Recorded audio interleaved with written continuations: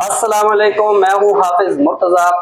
آج 18 فروری ہے اور اسلام آباد میں بارش ہو رہی ہے۔ بہت ہی زبردست موسم ہو گیا ہے۔ کچھ دنوں سے گرمی کی لہر تھی، لیکن آج بارش سے موسم ٹھنڈا ہو گیا ہے۔ آج میں بات کروں گا ایمان، یقین اور امید پہ۔ یہ کیا ہوتے ہیں اور ہمیں کیسے سمجھ آئے گا؟ جو ایمان ہے نا، وہ یہ ہے کہ ایک گاؤں میں کافی ٹائم سے بارشیں نہیں ہو رہی تھی، تو لوگوں نے اکٹھے دعا مانگنے کا منصوبہ بنایا۔ تو ایک دن وہ جو ہے وہ بیت چلے گیا دعا مانگنے کے لیے، تو وہاں پہ ایک بچہ چھتری لے کے آ گیا۔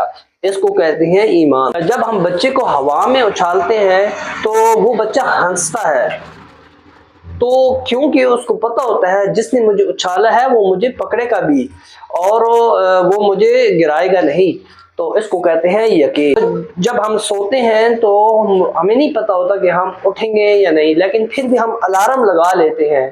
اس کو کہتے ہیں امید۔